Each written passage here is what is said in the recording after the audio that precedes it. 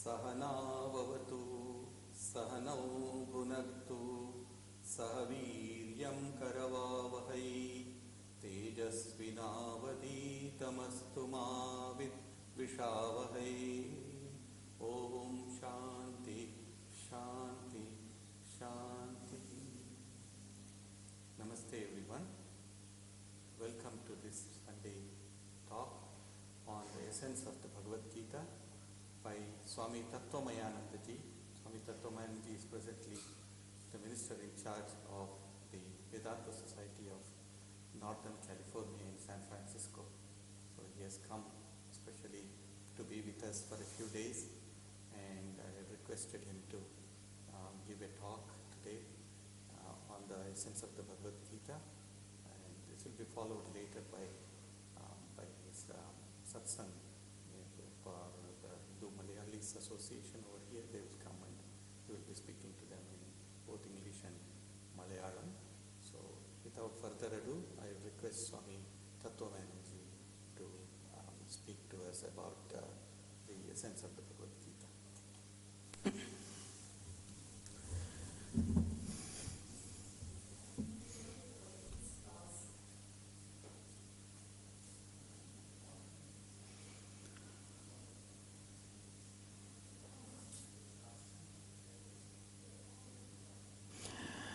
ॐ स्थापकाय च धर्मस्य सर्वधर्मस्वरूपिणे अवतारवरिष्ठाय रामकृष्णाय ते नमः।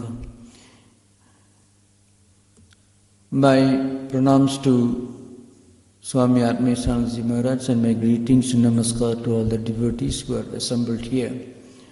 So it's a very simple subject, the essence of Bhagavad Gita.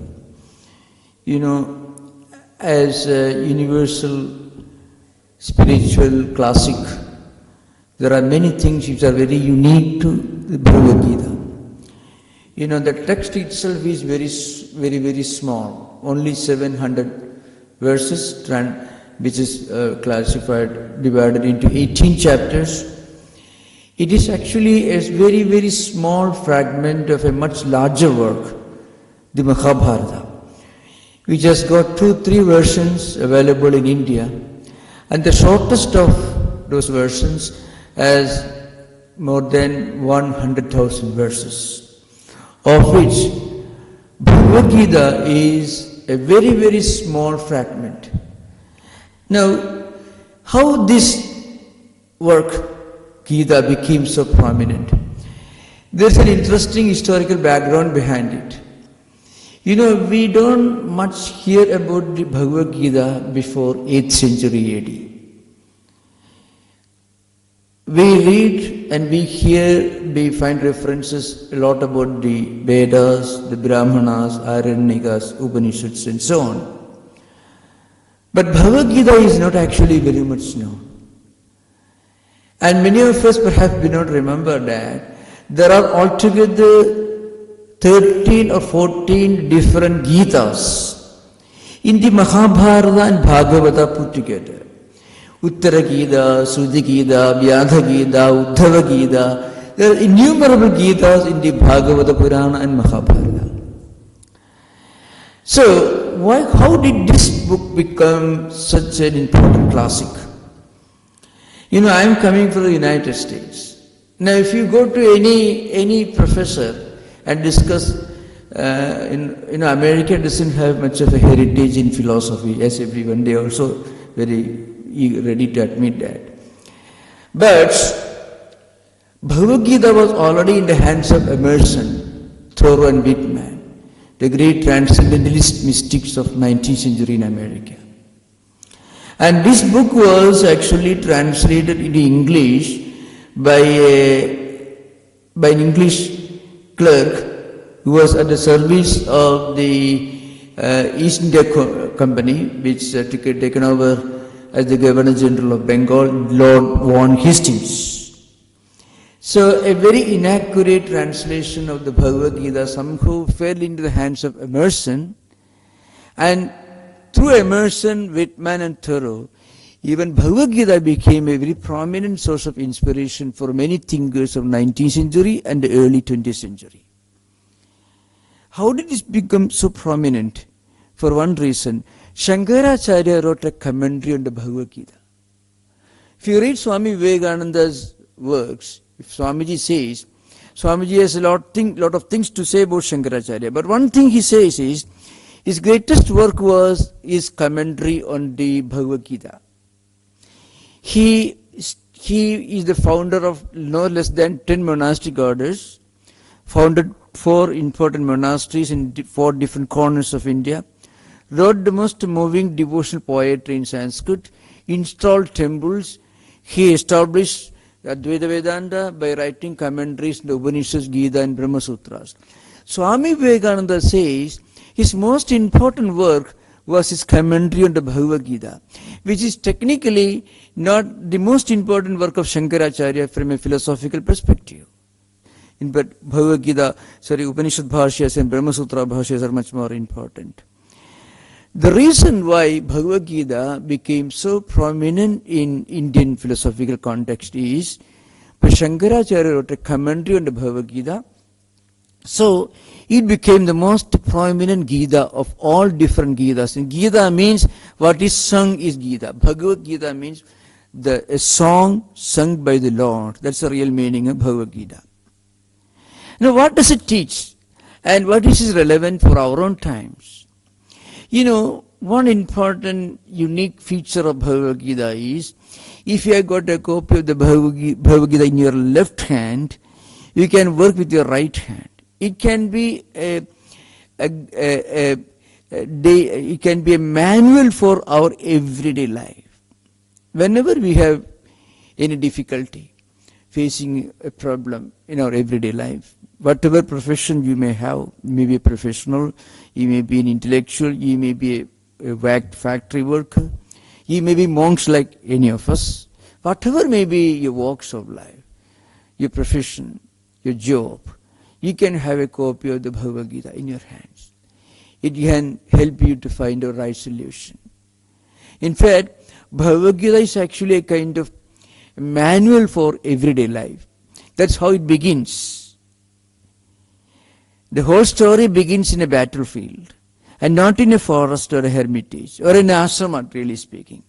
It is actually a book which contains instructions given by a man of action to another man of action, who are actually discussing everyday problems of their life. Arjuna was in the battlefield. You know, look at the Dushtvevam Sajanam Krishna Yutsum Samupasthidam Sidanti Mamagatrani Mukham Cha Parishishyati Vevadusya Sarire Me Roma Hasyascha Jayade Gandivam Samsade Hasta Tukchaiva Paridakhyati. This is the beginning of the dialogue. It's a dialogue between Lord Krishna and Arjuna. And Arjuna facing a problem in battlefield. Battlefield is our own life. It's not a physical battlefield. So many great commentators on the Gita have portrayed Gita as a kind of battlefield dialogue taking place in our own hearts. When we are facing a problem, we are facing a dilemma in our life. We don't know how to go ahead. We feel we are at a dead end. There are challenges ahead. We don't know how to face those challenges. Challenges from outside and questions and anxieties and worries from inside. 2 types of challenges we may have to face. External problems, which are easy to resolve, relatively speaking. But internal problems, very difficult. So you can imagine. See. In fact, the most advanced countries in the world are also ahead in the number of patients suffering from depression, different problems of melancholia and so on, which means mental problems are much more difficult to resolve. Arjuna was facing such a problem. He was in the field of action. So what to do? So he says, Lord Krishna, my weapons are falling through my fingers, seeing all these people around, so I don't know what to do. So please help me. This is the essence of the question that Arjuna is putting to Krishna. The first chapter, 28 verse, is the beginning of the dialogue. A man was facing a big problem. It's a kind of anxiety, neurosis, depression, withdrawal symptoms, anything you may call. That's what he was facing, Arjuna. At the end of the text, you find the 18th chapter. It concludes, Nashto moha smirilabdha tat prasada maya achyuda sthidosmi gada sandeha karishe vachanam tava.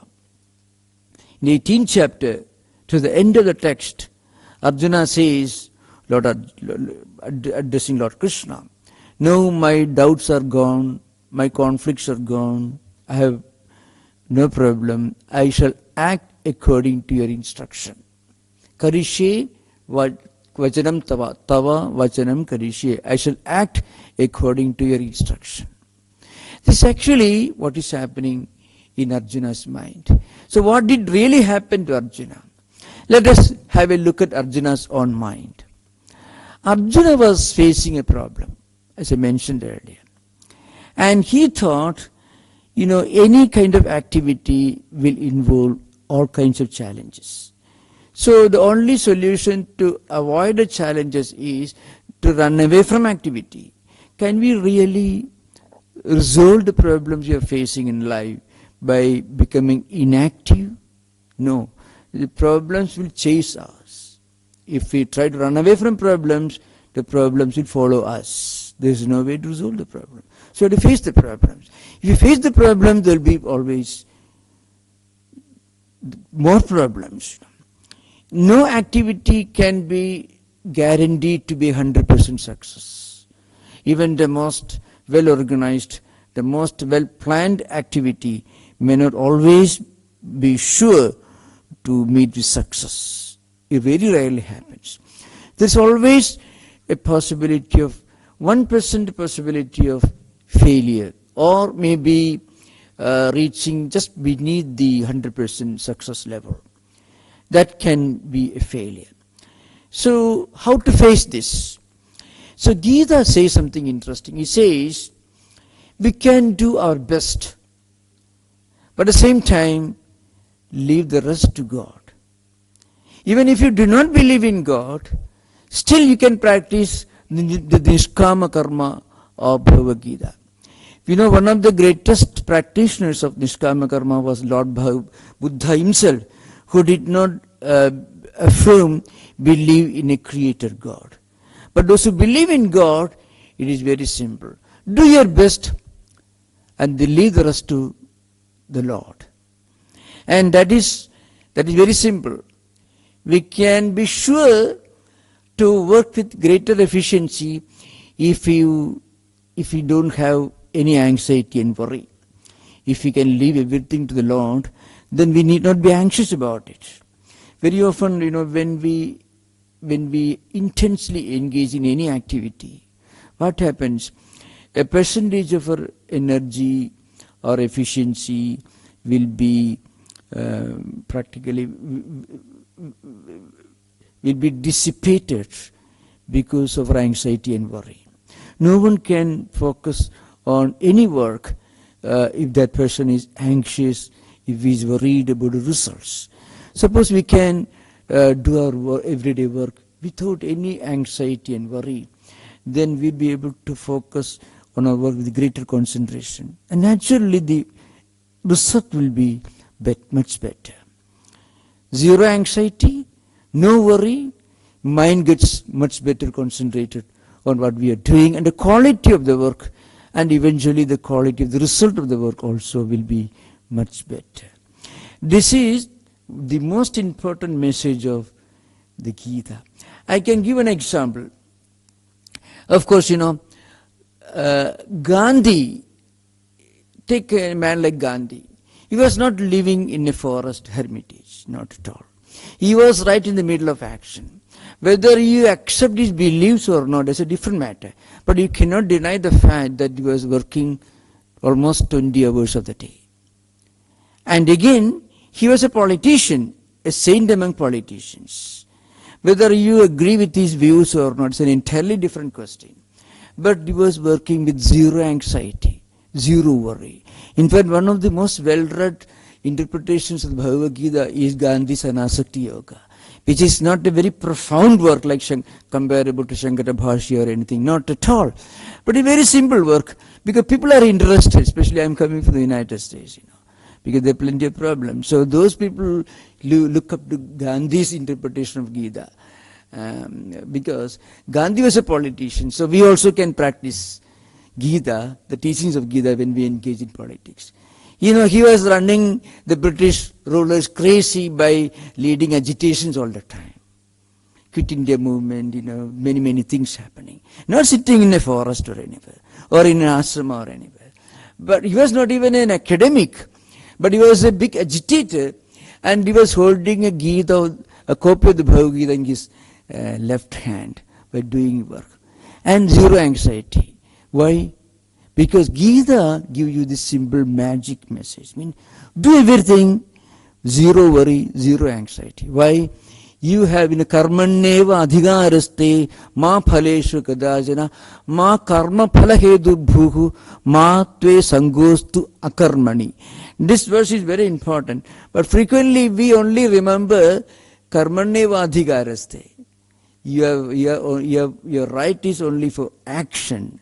But Gita also says you have no right for inactivity.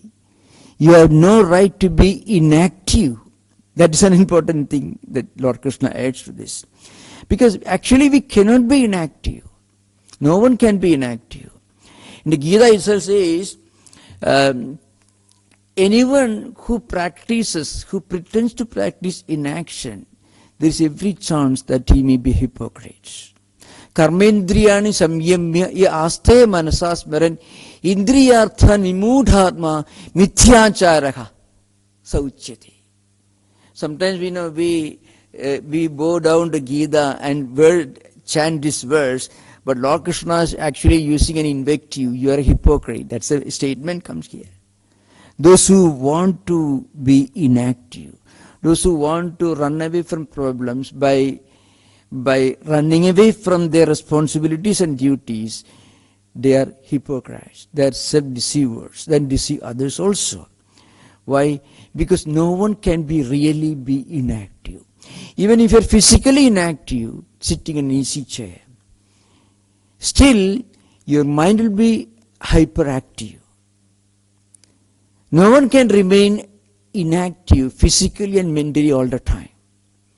What we call normally inaction is only physical inaction.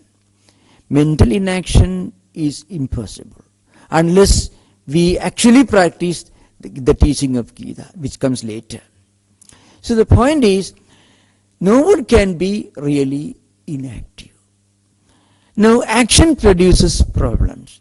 Action produces good results, bad results, sometimes it results more than our expectations, but very frequently it also produces new problems, new challenges, and which may add to the problems, more anxieties and more worries. So Lord Krishna says, if you hold fast to this idea, you cannot be really running away from your duties and responsibilities. At the same time, duties and responsibilities need urgent action, which again can create problems, more worries. So the only way is to practice action with a detached mind. And that is called yoga in the Bhagavad Gita terminology. Buddhi yukto jahadiha su ubhe sugura duskade tasma yoga yujyasu yoga karmasu kausalam. Yogastha guru karmani sangam tektva dhananjaya siddha siddhu samabhuta samattam yoga uchide. In fact, Gita contains two definitions of yoga, especially karma yoga. One is samattam yoga uchide. That is the most important definition. Yoga karmasu kausalam, this is another definition. Now, samatva means keeping the mind in a state of perfect equanimity, peace and tranquility. Working 24 hours, still remaining mentally detached. So once you are attached, then only you can really be trapped or hooked into some problems. Once you remain detached, then your mind can be hyperactive or your mental emotions and feelings can be hyperactive. But through this tool of detachment, you are saving yourself from all the challenges and problems, worries and anxieties, concerns about the results.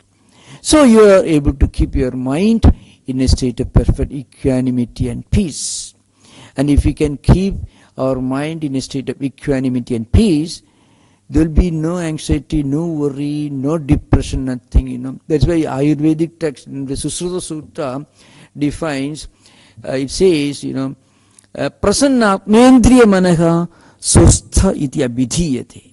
So the Ayurvedic definition of healthy mindedness. Samadosha samaknischa samadhatu malakriyaha prasannatmendriya manaha sustha iti abhidhiyate. Who is sustha? Sustha means healthy person. Not just physically healthy, but mentally healthy. Who is a healthy person really? He can go on working hard, but he doesn't feel the work. He doesn't feel the heavy load. It's almost like, suppose you are bearing a huge heavy stone on your head. But suppose there is 1 millimeter gap between the heavy load and your own hairline. Just 1 millimeter gap. Then you won't feel the heavy load on your head. If that millimeter gap is bridged, if the heavy load sits on your head, you feel all the problems and worries. But suppose it is just kept little above your hairline, you don't feel it. You don't feel the heaviness of the load. Now, Gita helps you to bear any heavy load on your head with a millimeter gap between the hairline and heavy load. And this gap is kept by practicing detachment or non-attachment, not being attached. It doesn't mean becoming insensitive or indifferent or inefficient in work. Not at all. Actually, one of the signs of a karma yogi is that he will be terribly efficient, super efficient. That's why. Saktaha karmanya vidvamso yadha kurvanti bharata kuryat vidvan tatha asaktaha chigishugu loka sangraha. Who is a real yogi? Gita says, Saktaha karmanya vidvamso yadha kurvanti bharata.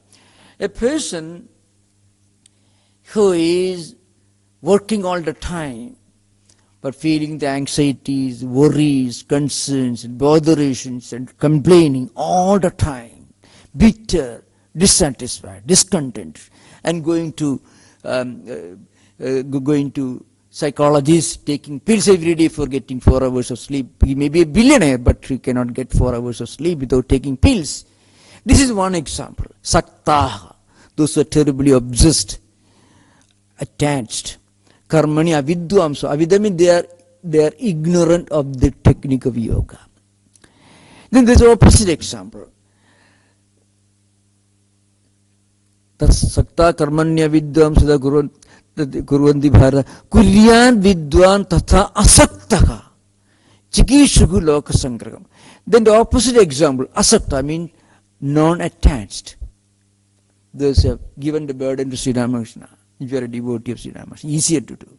You take heavy burden, you don't have to worry, and you feel like floating in the air. Such persons are called intelligent, vidvamsaha. But they'll be more efficient. Those who are detached can be more efficient. I can give an example. Let us two examples. We know all of both these examples. Shankaracharya and Vivekananda. Now, Swami Vivekananda, he was born in 1863, passed away in 1902, 39 years. And he began his real Vedanta campaign only in 1893 and passed away in 1902, 7 years. He lived for 39 years. Shankaracharya, 32 years. Swami Vivekananda was the one who introduced Indian philosophy, Indian culture, Indian tradition. He actually built this freeway, you may call, highway, through which all the other subsequent Indian teachers, Indian monks like Swami Chinmayananda, Paramahamsa Yogananda, or Divine Life Society people, all these people were actually following the track, the road that Vivekananda built in 1893. And Shankaracharya, Sister Nivedita writes in her in her writings, you know, that maybe the the web of Hindu life we find. She says 10 monastic orders, 7 of them still active. Now, another person, another monastic order, another prominent Christian scholar, Christian saint who built monastic order was Saint Francis of Assisi. One monastic order, the Franciscan order, or maybe Ignatius Loyola, just the Jesuit order. Shankaracharya, 10 monastic orders. Again, all the most profound philosophical classics in Sanskrit language. 65 or 68 very profound, moving devotional poetry, establishing 4 monasteries in 4 distant corners of India. India of those times included today's Afghanistan, Pakistan, and Bangladesh and Tripura also, and even going beyond Himalayas. And again, writing all the great commentaries, giving a meaning to Vedic tradition, the 10, the Upanishads, Brahma Sutras, Gita, and innumerable other introductory works. All this within 32 years. Now, can you imagine any modern executive working in any company, accomplishing so much, still remaining, leaving this world with a smile? These are just classic examples. How could they do that? Because they were doing everything with a detached mind. If we can detach our mind from our work we are doing, then we can save a lot of energy and time. A lot of distraction, dissipations, disturbances we can avoid. And mind can be stepped in a steady pace all the time. Body will certainly has to obey the rules of the 5 elements. You know. Every human body has its problems. It will decay, it will disappear. No doubt about it. But when you are within this body, the body doesn't dictate terms to you. You can dictate terms to your body. And that is the magic of Karma Yoga the Lord Krishna is teaching in the Bhagavad Gita. I think that is the most relevant message for our times. If you're talking about the essence of Bhagavad Gita, there are many things in the Gita. It is a profound philosophical classic. It's a source of Bhakti Yoga, Jnana Yoga, Karma Yoga, Raja Yoga, many things there. There are altogether almost 18 commentaries in Sanskrit alone, called traditional commentaries, all the way from Shankaracharya to our own times. There are innumerable other commentaries. Again, Jnaneshwari in Maharashtra, in Marathi, and there are innumerable commentaries written in different Indian vernaculars, plus in English, Dr. Radhakrishnan, Aravindo, Gandhi, and so on. Gandhi wrote in Gujarati, translated into English later, of course. So there are innumerable commentaries on the Gita. But the point is, the essence of Gita for our times, in the modern 21st century, the age of information technology, the age of short attention span, the age of competition. We don't have much time to read long classical works. So what we can do, the essence is, if we can work with a serenity, peace and equanimity of mind within, then we can work with joy. Every work becomes as an occasion for celebration of joy, not for worrying, not for concerns, not for anxieties and worries. This is one important message of Bhagavad Gita. This is the Karma Yoga aspect. Then in the Bhakti aspect, I just want to take just 2 aspects only. Bhakti aspect. Gita also is a well-known work for the devotees of Lord Krishna. Bhakti Yoga is detailed in 12th chapter called Bhakti Yoga. There, Lord Krishna gives a graphic description of the ascent of human mind through the path of devotion from 8th verse to 11th verse. In 4 verses, Lord Krishna gives in a descending order 4 levels of devotion, devotional practice, devotional growth. One that is that is in the 8th verse, 9th verse, 10th verse, 11th verse. So one important highest level of bhakti that the Lord Krishna says is, you will live in my heart, I will be living in you. If you can always focus your mind on Lord, then I will be living in your heart and you will be living in my heart. If you cannot practice that, practice Abhyasa Yoga. If you cannot do that, practice everything in my name. If you cannot do that, don't worry about anything. After you have done everything, you can dedicate the whole thing to the Lord. These are 4 important steps of evolution of Bhakti Yoga.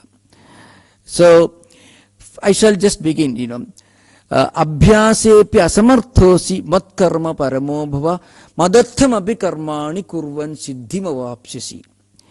This is actually 10th verse. If you cannot always practice devotion, then what you can do, you do whatever work you are doing. Whether you are working in the kitchen, you are working in the factory, working in the university or in the hospital. Do all that work as if it is my work. Now, this is something which everyone can do. So, you can bring God to your kitchen if you are a housewife, or if your profession is cooking, if you can bring God into your work office space, if you are a professional, to the hospital if you are a doctor. So wherever you are, you can bring spirituality into your everyday activity. So spirituality is not something that you confine to a temple or a church. It can be brought into our place. It can become our companion, whatever work you are doing it. Why? Because you do everything in the name of the Lord, and then whatever the results that are coming to you, you dedicate to the Lord. Ada edadabhashaktosi kartum madhyogamasidaka sarva karma phalatyagam tatakkure edatmavan. If you cannot even think of the Lord when you are treating a patient in the hospital, teaching students in the university, then you need not think of that. In the evening, when you come back to your home, mentally you dedicate all your actions to the Lord as you're offering. As you're offering flowers, you offer your actions to the Lord. Now, we can practice this. What happens is, spirituality can be brought back to our home, into our everyday activity. There is no demarcation between spiritual life and secular life. Even the secular activities or non-spiritual activities, as we consider, teaching in a university, treating patients in the hospital, we don't consider these activities as essentially spiritual, not like meditation or japa or puja. But these also can be done as a spiritual activity. Then the so-called secular activities become spiritual. Spirituality can be brought into our everyday life and everyday existence. This is one important essence of Gita. And Lord Krishna says the end, I have already taught you all these great things. Now you can practice whatever suits you. And the Gita concludes with the verse, Yatra Yogeshwara Krishno Yatra Partho Dhanudhara Tatra Sri Vijayo Bhudir Dhruva Nitir Matir Mama. So, wherever you practice Gita in real life, there can be success, there can be prosperity, there can be an orderliness, and there can be unity, prosperity, happiness within, and harmony in interaction with others. If we can have peace within our hearts, and if we can have peaceful interaction with the rest of the world, external world, there is nothing more to be looked for. This is the essence of Gita. So Gita is a very profound philosophical classic. I have just given an outline of some of these teachings which are very relevant, which can be easily practiced by all of us. Gita is not necessarily a book for hermits or monks or monastics or philosophers or just Sanskrit pandits. No, Gita is a manual for every common person. It can be practiced by any great man in the world. In our everyday life, it has got a relevant message. It's just like a manual, a guidebook for everyday life. In our left hand, we can work with our right hand. That is the uniqueness of Gita. I've just tried to give just a brief outline. You are most welcome. If there is something, Maharaj, they want to discuss with me, you are most welcome. Any question, anything? Yes. Thank you very much. Yeah. I know some of you would have some queries, some questions, some thoughts about this. Would you like to ask those questions or Professor Saha, anything? Would you like to ask anything? That means you all agree and full agreement with me. That nothing more can be Gavin, desired. anything? Nothing? Yeah? Yeah, most welcome. Yeah. Swamiji, I wonder if you could elaborate on verse 66 on chapter 18. I don't know the Sanskrit, I only know English. Abandoning all other duties, come to me as thy sole refuge. From all evils I thee shall rescue, be not grieved. So if you could talk about abandoning all other duties, give an example of how this would work in everyday life. Yeah. Thank you. Abandoning all duties. We are not giving up duties. We are only giving up concerns and our obsessions for the results of our actions. What we are giving up is not duties and responsibilities. Duties and responsibilities we must do to the best of our ability, the best of our developed perfection. With full concentration, with full identification, we must work. That's the essence of karma yoga. Now, what are we giving up? We are giving up only too much concerns, worries. How do we give up concerns? It's a very desirable thing, but not easy to do that. Yeah. So the point is, actually, we can never be sure of the results. The results are nothing but the totality of our actions. Plus there is another factor. An unknown factor is always there, If we can always predict and predetermine the results of what we are doing, then we become computers. There is always one unknown factor which influences the results of what we are doing. And that's why we become so much concerned. Even the most perfectionist societies are very high in the case of depression. Japan, I read about it. The largest percentage of patients suffering from depression. In a country which worships perfectionism as a god. See the result. Very great results, but the heavy cost they have to pay is this problem. So how do we avoid that? So the point is, if we can offer our actions as a flower we are offering to the deity, then we don't argue about it. Suppose you are giving, let's say, $1,000 donation to somebody. Then you don't go after him, what did you do with my money? You don't ask him. So you forget, you close the bargain there. So if we can do our best and then close the bargain there, then we'll have zero worries. It is difficult, but that is the first primary step. That's the easiest thing that we can do. Because when we don't have worries or concerns, then we will have more focus and attention on what we are doing, more concentration. Otherwise, our energy, our attention will be dissipated, distracted. So the quality of work will increase if we can work with less and less worry, less concerns, that will ensure good results. So that chain that, the chain that binds you to this concern and worry, that can be broken. We are actually not concerned about the work. We are only concerned with the results of the work. Nobody worries about work. What we call anxiety is only a concern for the result of the work we are doing. So the best way to do that, offer to the Lord.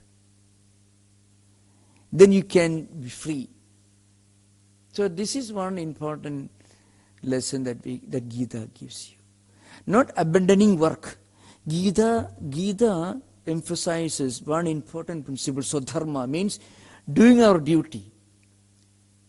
Doing our duty is what we call Swadharma, one's own duty, in terms of our responsibility, our position, our fitness, our qualification. We have certain things that we are expected to do, society expects us to do, and we also expect us to do. That is Swadharma. That we should do to the best of our ability and close the bargain. That's the idea. It's clear to you? Thank you. Thank you. Thank you. Thank you. Thank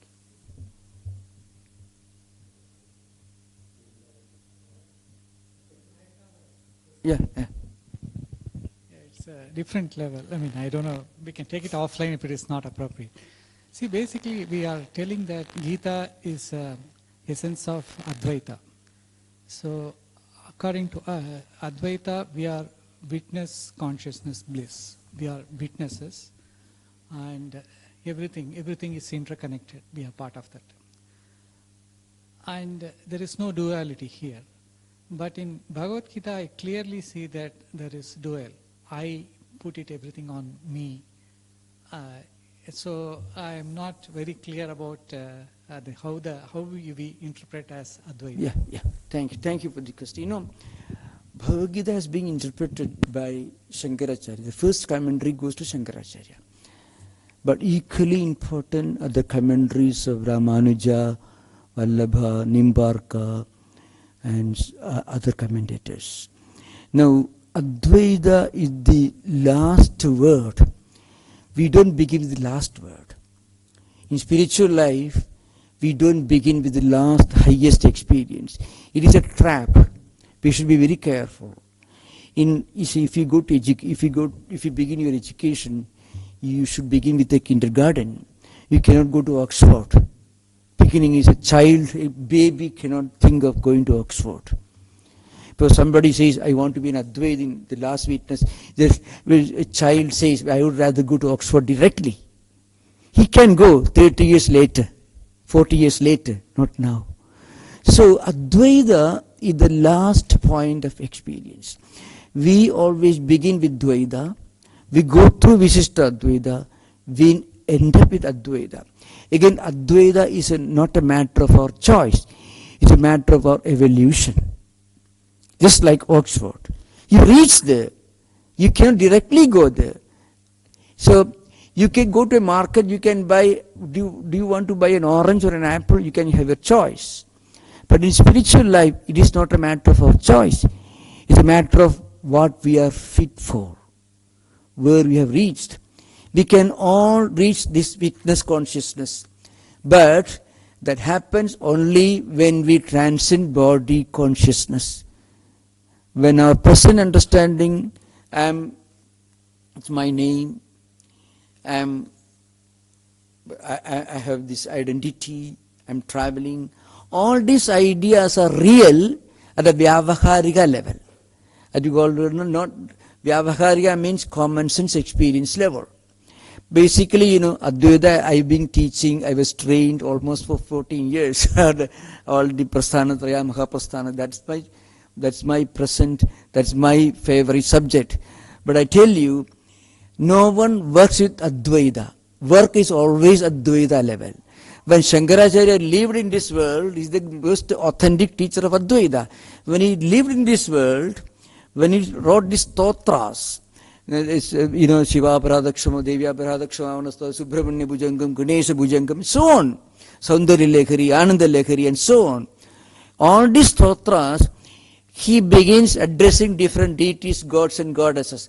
Finally, he reaches, oh, Divine Mother, you are living in me as an Antaryami. So the point is, again, all the bhashyas, all the Prakarana Granthas, all the Prasthanatara Granthas, they're all taught at Dvaita level. You know, Shastra, Shastram, Shishya. Teacher, the subject you're teaching, and the student. This exists only at Dvaita level. Advaita, in reality, is a matter of experience. Anubhavaika Vidya. So, Brahma Vidya is defined by Shankaracharya as Anubhavaika Vidya. It is something that can only be experienced, cannot be taught. And this experience happens at the last point of our spiritual journey. It is not something that we choose. It is something that we reach as a part of our own spiritual journey, spiritual experience. So, as you are correct, Shankaracharya, whenever he Mayeva mana adarsva Mai buddhim nivesaya nivasishyasi Mayeva ada udhanna samsaya. In the 8th verse of the Gita, Bhakti Yoga, where the highest devotion is defined, Mayeva mana adarsva Mai buddhim nivesaya. Mai brahmani, Mai Ishware brahmani. Shankaracharya will say the Ishvara is Brahman. Okay, now the point is, really speaking, you keep your mind in Brahman means there is no real Dvaita. But at the bhakti level, you have to practice prapatti. You have to practice dedication. Then at the end of that natural journey in bhakti, you reach a point where the Lord you are worshipping, the deity you are worshipping, the Sri Ramakrishna you are worshipping is actually within you as your own Antaryami. That's again is not a concept, not an idea, not a philosophy, but an experience. That way, Brahma Vidya Anubhavaika Vidya. So Advaita is actually is not a name of a philosophy. It is a name of an experience. So we cannot really begin there. It is something that we attain, and when we attain that, silence. That's why in the Rigveda Samhita Yajurveda it all comes, Antaya Bhuvantinam, Anantaya Mukam. The language of the duality is verbosity. The language of non-duality is silence. The language of the highest spiritual experience is silence. You don't say anything. Sri Ramakrishna also says, from silence, Omkara, from Omkara to Gayatri, from Gayatri to Vedas, from Vedas again down to Puranas and so on. So remember this very well. You use the word witness Sakshi. You know what it means? Sakshi is defined by Apedikshita as Bodhatvad, Audasinitvad cha Sakshitvam. If you want to be a witness, you should be aware of what you are a witness of. At the same time, you should be non-involved in it. Audasinitvam. In a court case, if you are not present there, you cannot qualify for the status of a witness. But you are also involved, then also you cannot be a witness. You should be aware of what you are a witness of. At the same time, you should be non-involved. So that state is called Sakshitvam. That is a state of experience and not something that we choose. Advaita is not an idea, not a concept, not a philosophy, but it is an experience. That's why even Sri Ramakrishna, he chose to teach Advaita only to one person. Who was the person? Vivekananda. All other disciples were not inferior. Brahmananda ji and others were equally great. But Sri Ramakrishna knew that there is only one man who is fit for the highest Advaita experience. And he was not ready for it, but Sri Ramakrishna compelled him to become an Advaita. There were others who wanted to be Advaitin. Sri Ramakrishna said, no. Yam wanted to be an Advaitin. Yam preferred non-impersonal God. Sri Ramakrishna didn't give him that. He made him a bhakta. Vivekananda actually made fun of Advaita at the beginning. Sri Ramakrishna forced him to take Advaita. So remember, there is always a great danger of these ideas floating in the air through internet. People suddenly think, I am a Brahman, so I have nothing to do. That is a terrible danger in it. That's when traditional teachers, they will give you what you are fit for. Then only it will be useful to you. Internet can drive you thoroughly crazy. I am Brahman, you are Brahman, everything is Brahman. There's nothing else to do practically. You can stay in our home, do whatever we want. We are Brahman only anyway. But remember, right now, Brahman is only an idea for us, not a matter of fact. So everyone should begin with duality. Just like everyone should begin with the kindergarten, primary school, maybe city college. Then you can go to Stanford and Oxford. A child cannot say, I would rather go to Oxford, nothing else to do. He doesn't know even alphabet. So you have to go to the kindergarten first, learn the alphabet. Then after 35 years, he can go to Oxford, not before. But studying Advaita is good because it can save you from fanaticism. See, Indram Mitram Varanam Aktirahu Adho Divyasa Suparno Gurutman Ekam Satvipra Bagudha Vadanti Akdim Yamamatari Shwanamahu. Long before Shankaracharya was born, Rigveda Samhita says that in the first mandala, 164th Sukta. All the different deities are so many names of one reality, Ekam Sat. But remember that Advaita is actually a matter of real inner experience. It is not a concept. It's an idea. It is not a philosophy. Not only that, in the Brahma Sutra Bhashya, at the end of the Chadursutri, Tattwamayananda, Shankaracharya himself says, Aham Brahmasmi. This Mahavakya and Aham Brahmasmi, the experience, are two different things. Aham Brahmasmi, Mahavakya is Advaita level. Aham Brahmasmi, Anubhuti is Advaita level. So that's an important thing to remember.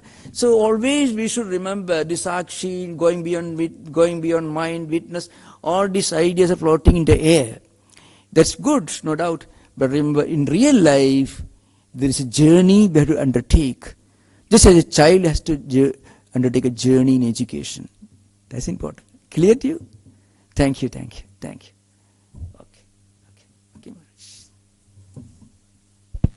Swamiji, Yeah. thank you. We will conclude it. Om Jananim Sharadam Devim Ramakrishnam Jagadgurum Padapadme Tayo Sritva Pranamami Muhurmuhu.